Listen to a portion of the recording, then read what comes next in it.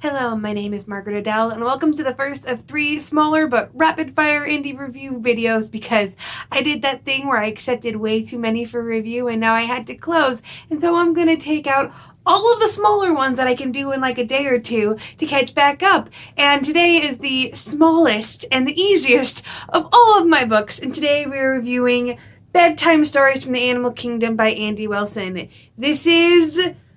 I'm not quite sure the age range of this. I think it's somewhere between picture book and kidlit, but it is meant to be read aloud at nighttime. The author was inspired by the stories her grandmother would tell her, and each of these is little animal characters, and there are some rather adorable illustrations in here, all original, to tell the stories along with it. And there are some pretty intriguing lessons to teach to kids that I really appreciated.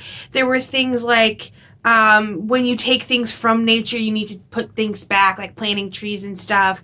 I think there's one where a couple bunnies learned to clean up the trash on the beach. A lot of eco-friendly stories and a lot of eco-friendly morals that I really appreciated. There's also things on like hard work and that kind of stuff. But there was one little issue that I had with this, and that is it is not almost impossible, but very implausible that a child within the age range this book is meant for would be able to read it on their own. And that's not the biggest deal because they're not meant to. It's meant to be something that is read to them for bedtime stories. However, you also can't just leave the child alone with the book. And what I mean by that is I work at an elementary school. So I am helping small children read most of the time. And I can kind of tell now when they're going to be coming across a word that they're not going to be able to get. And mind you, currently I'm working with 2nd to 3rd and even up to 5th graders. So I'm even working with like the older set. This is meant for ages 2 to 7. And there are words like discipline and allocate and what was the other one? Oxygen, that I highly doubt any child within the age range for this book is even going to be able to sound out on their own.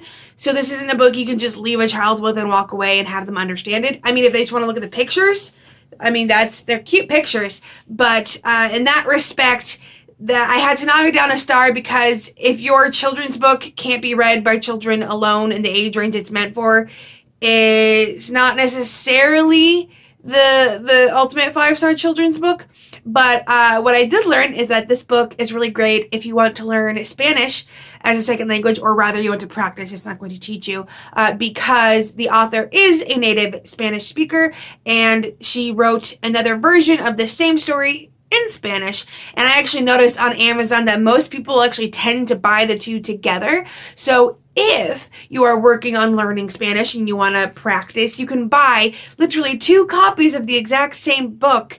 And I'm assuming they're, if not word for word the same, then at least you can kind of get a feel for the like colloquial translations between the languages. I don't know. I don't speak Spanish, but so it could be a fun learning tool for that. But in general, very cute. I would still highly suggest that you get this to read to your kids, but it might not be the best to leave your kids alone with. There are probably things that you're going to need to explain to them. And totally random side note, I also love that every story ends with the word good night down there at the bottom. Just a little cute extra little thing. It definitely has a purpose and it fulfills that. So that is the first of my little review, and I wasn't joking when I said that these are going to be small because, again, I'm trying to knock out as many as possible. So be prepared to see me in this outfit and a couple other very short reviews so that I can get open to requests again. So thank you so much for watching. With nothing else to say, I hope you have a wonderful day and a marvelous tomorrow.